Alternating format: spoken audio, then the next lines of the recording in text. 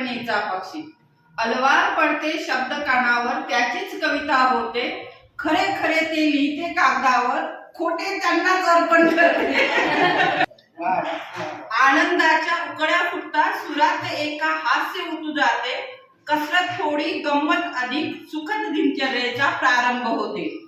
दवा वाचून धुके अनुभवते, अन गारवा थंडी वाचून. वसंत फुलतो, श्रावण झरतो, मैत्रिणीच्या प्रेमातून, मैत्रिणीच्या प्रेमातून.